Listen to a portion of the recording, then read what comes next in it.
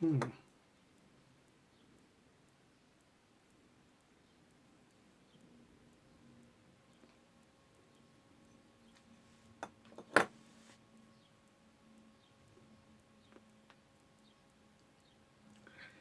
Hello, goblins. It's Chris, Eldritch Pipes. I'm back. It's an episode of this week's Pipes. Yep, I took last week off. I needed a break. So I did. I took a week break, and it did me the power of good.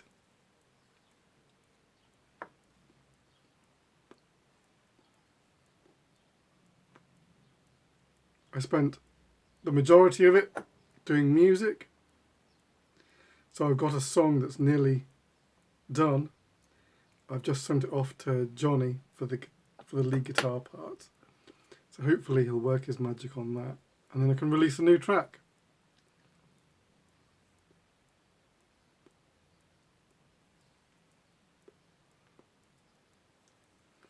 Actually, with regard to that, I've been looking at some software. I've been trialing some software. One is Lander's mastering plugin. One is called Optimus it's called. And they are mastering plugins. Now the reason, so what I do is I record and I mix the song. So if you don't know what that is, you can imagine you've got a virtual board. It used to be a real board in the old days. Now it's a virtual one. And there's a track for each individual sound or instrument. And you can control the volume, mainly. Also, you can control the panning and various configuration options. And you can insert your effects on each track. And that is the mix. But the mix isn't ready for public consumption. You then have to go through what's called a mastering phase. Now, I could send it to a mastering engineer, but that's really expensive. And also, ideally, you wouldn't do it piecemeal like I'm doing it one track at a time. You would wait until you had a bunch of tracks and you'd master them all together so there was some uniformity. What I currently do is I have some cheap / free mastering plugins. So these are a mixture of what are called compressors, some EQ, and some limiters. Basically, to shape the sound, get it as loud as you can, while preserving some dynamic range, and make sure that it doesn't peak. In other words, it's not going to blow anybody's speakers. And it's going to sound good.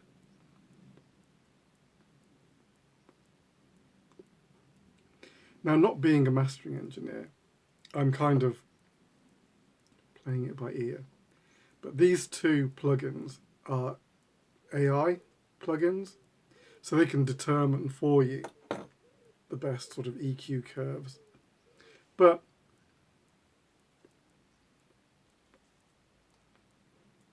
the Optimus, which is the cheaper of the two, it's like £100. Once it's set all its dials and stuff, it doesn't really let you tweak. So if there's something that it's done that you're thinking is mostly fine but you want to tweak, it doesn't really let you.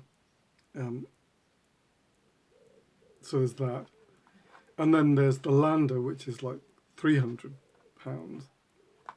And that sets all the parameters, but then gives you access to tweak to taste. So I'm umming and ahhing on those. Which way to jump? I'm not sure what I'm going to do. It's more money than I'd like to pay, really. But I need to find some kind of standard way of mastering. Otherwise, the mastering on all the tracks is going to be all over the place. And I play fine individually, but ultimately I'm going to bundle these in a EP or album, because the overarching vision is an album. But we'll see. All right. Well, watching recommendations this week on the BBC. We've been watching Shifty, which is the new documentary by Adam Curtis, and it's a look at life at the end of the 21st century. So it's like looking at he's in the 80s, sort of very end of the 70s.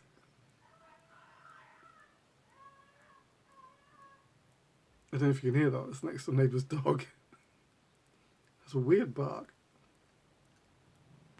And it looks at both the culture and what was happening politically, and, you know, draws a through line through the whole thing. Fascinating. But anyway, it's time to look at some pipes. Oh, I'm smoking. Just some rich dark flake.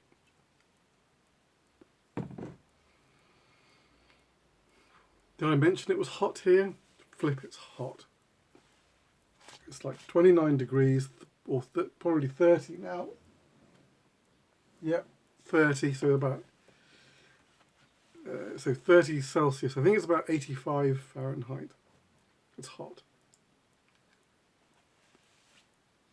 This week, I have one pipe available. I'm going to show you that one first.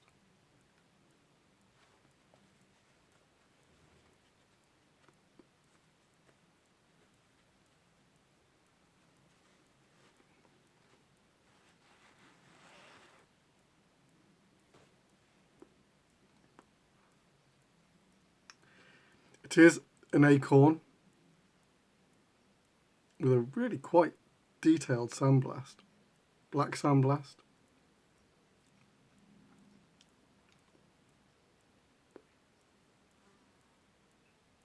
You can see like just the layers of ring grain there.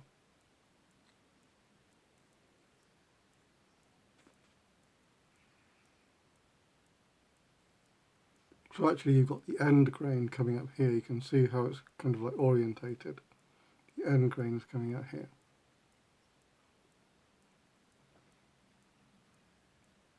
The ripples of end of ring grain along the shank.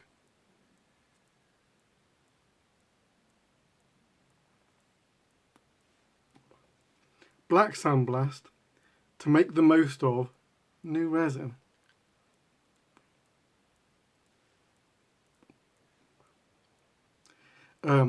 This is a new colour. It's called Orchid.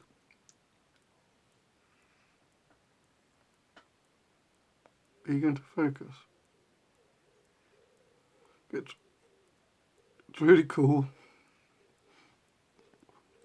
Very vibrant. It's not to everyone's taste, but look at the contrast between the black and the orchid. It's just really cool.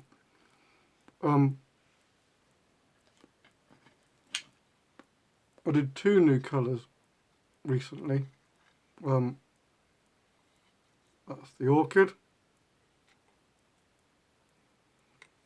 And next week I'm going to try something with this one. Dark blue.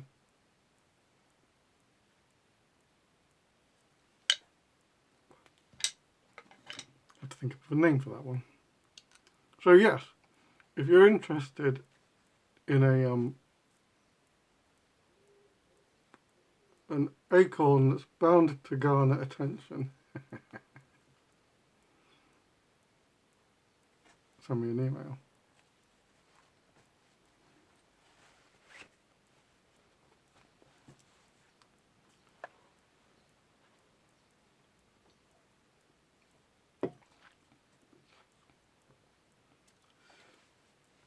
Loads of birds in our garden this week. You can hear them almost all the time. A lot of magpies. I bought Steph a bird table for her birthday last week. So it's like a bird bath with then a feeder on top. They are loving it.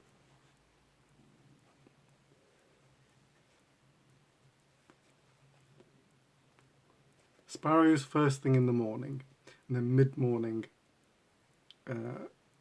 magpies and pigeons.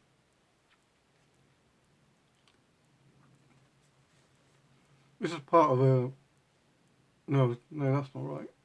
This is a commission.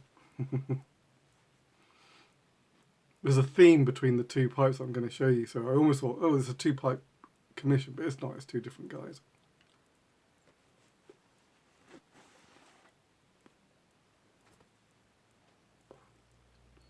I did another one of these recently. This is a Louisiana cultist.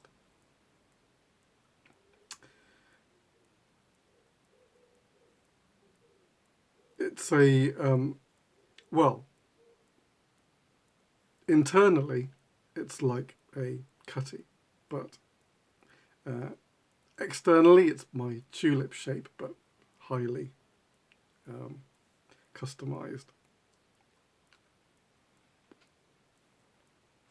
Linear rustication,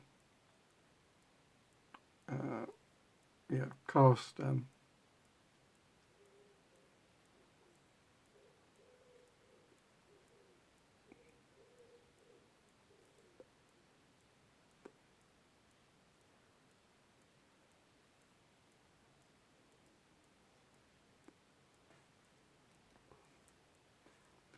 Slight contrast on the blast because it's so it's the deep cordovan, deep red brown is cordovan. Then a slight contrast with green, and the green I use tends to like throw off all kinds of different hues. You can see like greens, but then like some orangey yellows come in as it kind of like reacts with the briar.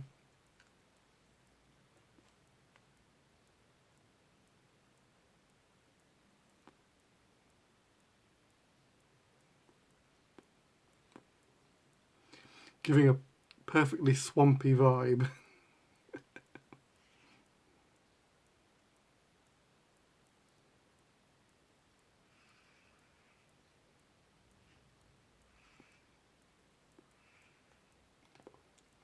Did you hear that cackling sound? That's the magpies.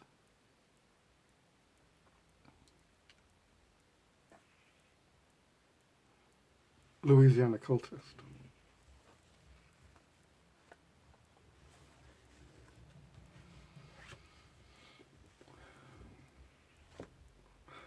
Holy cats, it's hot.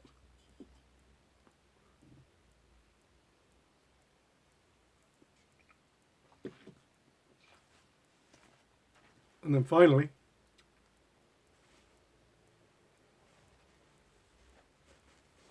this is a wild boy.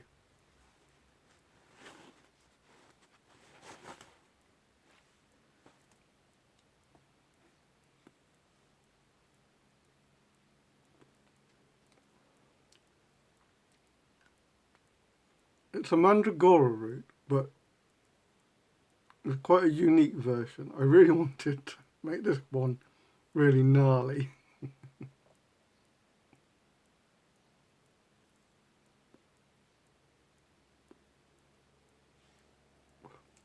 So it features all the usual bits, so like the kind of like twisted bands that go around and along the shank as well, and then the kind of like the linear wood effect.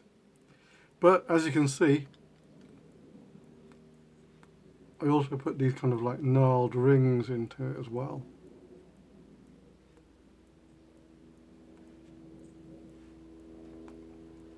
Normally I come in and rusticate the top, but I just didn't. I couldn't. Look at this. Look at the plateau. It's just nuts. Look at it.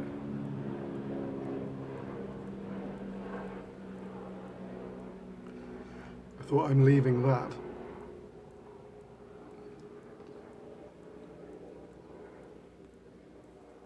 It's like a briar flower. It's so cool. Almost like petals.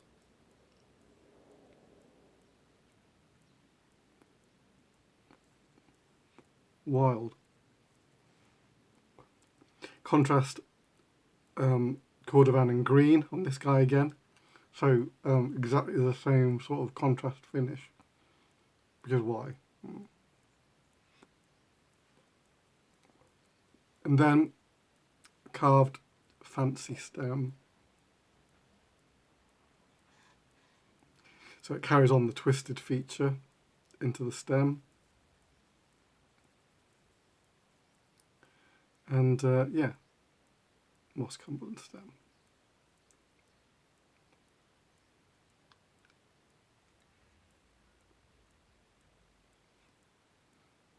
No part left uncarved, except the rim today. So there you go.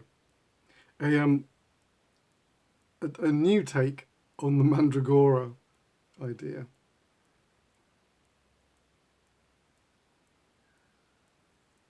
Come on now. These gnarly rings, I think I love it. Okay.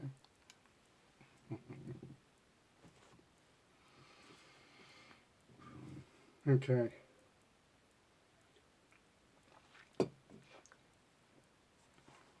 That's about it from me. So, just a last reminder, if you're interested in the acorn with the orchid stem, send me an email at devilsreef@gmail.com. Or if you just want to discuss a commission, I'm now booking for January, middle of Jan next year. Something like that. All right. Phew! I believe it's going to get a little bit hotter all the way till Saturday, maybe Sunday. Well, it's before it starts to cool down a bit.